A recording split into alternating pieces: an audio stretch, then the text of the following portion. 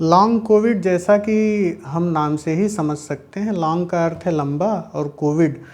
तो बेसिकली अगर किसी मरीज में कोविड होने के बाद उसके लक्षण बहुत लंबे समय तक चलते रह जाते हैं, उसके लिए एक निर्धारित समय सीमा भी अलग अलग आर्टिकल्स में तय की गई है, लेकिन ये थोड़ा सा वेरिएबल है। जैसे कुछ आर्टिकल्स में 3 मंथ है, कुछ आर्टिकल्स में 3 वीक्स है। तो अभी जो हमारा एक स्टैंडर्ड हम मान के चलते हैं, हम सीडीसी को स्टैंडर्ड अगर हम मान के चलें तो सीडीसी ने कहा है कि 1 मंथ से अधिक अगर आपको कोविड रिलेटेड सिम्टम्स चलते रह जाते हैं, जैसे पहले दिन आप सिम्टमेटिक हुए और 1 महीने बाद भी आपको कोविड रिलेटेड सिम्टम्स बने हुए हैं, तो उसको लॉन्ग कोविड कहेंगे।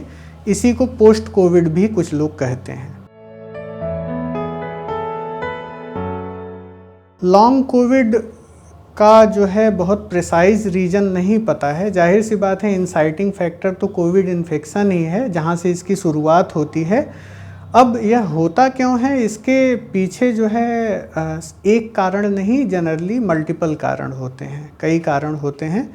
तो एक पॉसिबिलिटी यह है कि आपका शरीर की रोग प्रतिरोधक क्षमता कमज़ोर है और उसने एप्रोप्रिएट एंटीबॉडी रिस्पॉन्स नहीं दिया। उसकी वजह से वह इन्फेक्शन को पूरी तरह से हटा नहीं पाया, इरेडिकेट नहीं कर पाया, तो उसकी वजह से सिम्टम्स लंबे समय तक परसिस्ट करते रह जाते हैं। दूसरी चीज़ ये हो सकती है कि भाई आप पहले किसी स्ट्रेन से इन्फेक्ट हुए थे और फिर कुछ समय बाद जब आप रिकवर हो रहे थे उस समय आपको दूसरे स्ट्रेन का इन्फेक्शन हो गया, तो ये तो इन्फेक्टिव एटियोलॉजी की बात हुई। तीसरी चीज़, क्योंकि कोविड के सिम्टम्स जो है इम्यून सिस्टम से रिलेटेड होते हैं, हमारा जो रोग प्रतिरोधक तंत्र है वह एबनॉर्मल तरीके से, अत्यधिक अनियंत्रित तरीके से बिहेव करता है कोविड पेशेंट्स में। तो अगर वह इम्यून सिस्टम इन्फेक्शन के चले जाने के बावजूद अनियंत्रित रह जाता है तो उसकी वजह से समस्याएं आ सकती हैं। इसके अलावा कुछ सिम्टम्स ऐसे होते हैं कि जो कि मरीज़ को बहुत ज़्यादा लंबे समय तक हॉस्पिटलाइजेशन की वजह से होते हैं। जैसे पेशेंट जो है आईसीयू में 15 दिन 20 दिन तक रहा तो उसकी मांसपेशियां कमज़ोर हो जाती हैं, हार्ट की डिकंडीशनिंग हम कहते हैं कि हार्ट की लोड फिजिकल एक्टिविटी को टॉलरेट करने की क्षमता कम हो जाती है। इसके अलावा भी जब कोई पेशेंट 20 दिन 25 दिन अधिक समय तक आईसीयू में या हॉस्पिटल में रहता है तो उसकी जो मानसिक स्थिति होती है, मनोदशा होती है, वह काफ़ी कष्टकारी होती है। वह जो है अच्छा नहीं फील करता है, तो उसकी वजह से जब वो रिकवर होकर घर जाता है तो उस सदमे से एक तरह से कहा जाए तो उबर नहीं पाता। इसको पोस्ट ट्रॉमेटिक स्ट्रेस डिसऑर्डर कहते हैं। यह केवल कोविड में ही नहीं, बाकी बहुत सारी बीमारियों के साथ होता है जिसमें प्रोलॉन्ग्ड एडमिशन की ज़रूरत होती है, मरीज का स्टेटस गंभीर होता है। तो ये सारे मल्टीपल फैक्टर्स हो सकते हैं जिसकी वजह से लॉन्ग कोविड होता है। लॉन्ग कोविड का लक्षण बहुत वैरायटी मल्टीट्यूड ऑफ सिम्टम्स होते हैं। मतलब आप ऐसा नहीं कह सकते कि इस मरीज में ऐसा लक्षण है तो सारे में ऐसा ही होता है। अलग अलग मरीजों में कौन सा ऑर्गन सिस्टम ज़्यादा इन्वॉल्व है, ज़्यादा अफेक्टेड है, उस हिसाब से अलग अलग लक्षण होते हैं।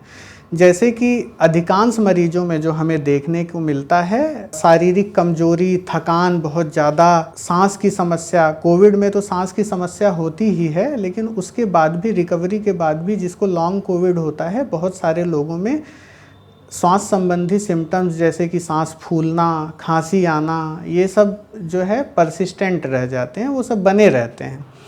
इसके अलावा हार्ट अगर किसी का अफेक्ट हुआ है और वो लॉन्ग कोविड में पेशेंट जाता है, उसका मायोकार्डियल इन्फ्लेमेशन जो हार्ट के अंदर जो है, एक तरह से आम भाषा में कहते हैं कि सूजन आ जाती है, वह अगर नहीं ठीक हुई है तो पेशेंट को पैल्पिटेशंस होते हैं। पैल्पिटेशन मतलब धड़कन, बेचैनी, घबराहट, इस तरह की चीज़ें देखने को मिलती हैं। लॉन्ग कोविड जो है मरीज के मस्तिष्क और मनोदशा पर भी प्रभाव डालता है। तो आपके कंसंट्रेट करने की क्षमता, किसी चीज़ को सोचने समझने की क्षमता, किसी चीज़ को याद रखने की क्षमता, नींद की अवस्था में परिवर्तन, ये सारी चीज़ें लॉन्ग कोविड के साथ एसोसिएटेड हो सकती हैं। मोस्ट ऑफ द केसेज में जानलेवा नहीं होता, लेकिन यह है कि मरीज की जीवन की गुणवत्ता पर इसका बहुत ही नकारात्मक प्रभाव पड़ता है, बहुत ही क्वालिटी ऑफ लाइफ को बहुत सीवियरली इम्पेयर करता है। ये बहुत रेयर केसेज में जानलेवा हो सकता है, जैसे कि अगर किसी को, मैंने कहा था कि मायोकार्डियल इन्फ्लेमेशन है, वो परसिस्टेंट रहता है, मतलब कि हार्ट के अंदर जो सूजन है वो परसिस्टेंट है, उसकी वजह से हम कुछ मैलिग्नेंट एरिथमियाज पढ़ते हैं। तो मैलिग्नेंट एरिथमियाज होती हैं, तो उस दशा में जो है आपका लॉन्ग कोविड खतरनाक हो सकता है, प्राणघातक हो सकता है। हमने कोविड से रिकवरी के बाद कुछ लोगों में पल्मोनरी एम्बोलिज्म भी देखा है। पल्मोनरी एम्बोलिज्म में क्या होता है कि खून का थक्का जा कर के सांस की जो खून की सप्लाई होता है उसमें जा कर के उसको ब्लॉक कर देता है। तो ये कुछ कंडीशंस हैं जिसमें प्राणघातक हो सकता है, लेकिन अन्यथा मोस्ट ऑफ द केसेज में ऐसा नहीं होता है। इसके सिम्टम्स ऑर्गन सिस्टम के इन्वॉल्वमेंट के अनुसार अलग अलग होते हैं, तो उसका ट्रीटमेंट भी उन्हीं सिम्टम्स के अनुसार अलग अलग होता है। आपका कौन सा ऑर्गन सिस्टम ज़्यादा इन्वॉल्व्ड है उस हिसाब से उसका ट्रीटमेंट होता है, दवाएं उसी हिसाब से होती हैं। ये है कि ये देखा गया है कि पोस्ट कोविड रिहेबिलिटेशन, जिसको हम पुनर्वास कहते हैं, मरीज को एक मुख्य धारा में लाने की प्रक्रिया, उसमें कुछ एक्सरसाइज, कुछ लाइफ स्टाइल मॉडिफिकेशंस पेशेंट को बताए जाते हैं। तो यह जो है वर्ल्ड वाइड ये देखा गया है कि ये एक बहुत इफ़ेक्टिव स्ट्रेटजी होती है, और यही एक एविडेंस बेस्ड स्ट्रेटजी है सबसे अधिक पोस्ट कोविड में। तो समराइज अगर किया जाए तो पोस्ट कोविड रिहेबिलिटेशन और लक्षण के अनुसार दवाएं, इस प्रकार से इसका उपचार किया जाता है। पहली बात तो कोविड से स्वस्थ होने के बाद लॉन्ग कोविड से बचने के लिए क्या करें, इससे अधिक महत्वपूर्ण ये है कि हम कोविड से ही बचें। कोविड से बचने के लिए जैसे कि हमारा वैक्सीनेशन है, टीकाकरण अपना पूरा करवाइए, टाइम से अगर आपको हो गया तो जल्दी ट्रीटमेंट सीख करिए, सोशल डिस्टेंसिंग का ध्यान रखिए, हैंड हाइजीन का ध्यान रखिए, मास्क लगाइए। ये सारे जो प्रिकॉशंस हैं वो आपको कोविड से ही बचने में मदद करेंगे। और जाहिर सी बात है, अगर आपको कोविड नहीं होगा तो लॉन्ग कोविड होने का सवाल ही नहीं पैदा होता। मान लीजिए आपको हो गया तो अर्लीस्ट पॉसिबल आप उसका ट्रीटमेंट सीख करके अर्ली स्टेज में क्योर हो जाइए, ताकि लंबे समय तक हॉस्पिटलाइजेशन की स्थिति से ना गुजरना पड़े। और इस तरह के पेशेंट जिसमें लंबे समय तक हॉस्पिटलाइज रहना पड़ता है, उनमें लॉन्ग कोविड होने की संभावना बहुत ज़्यादा होती है। बाकी हॉस्पिटलाइज्ड पेशेंट्स में जो चीज़ें की जा सकती हैं वो बहुत लिमिटेड हैं। बेसिकली वो पेशेंट के द्वारा कंट्रोल नहीं है। जितना दिन आपको हॉस्पिटलाइज रहना पड़ेगा, जब तक आप हॉस्पिटलाइज रहने लायक हैं तब तक तो आपको रहना ही पड़ेगा, आप उस ड्यूरेशन को नहीं कर सकते कम। बेटर यही है कि आप जो है कोविड से ही बचाव करिए और उसके जो तरीके हैं उसी पर ध्यान दीजिए।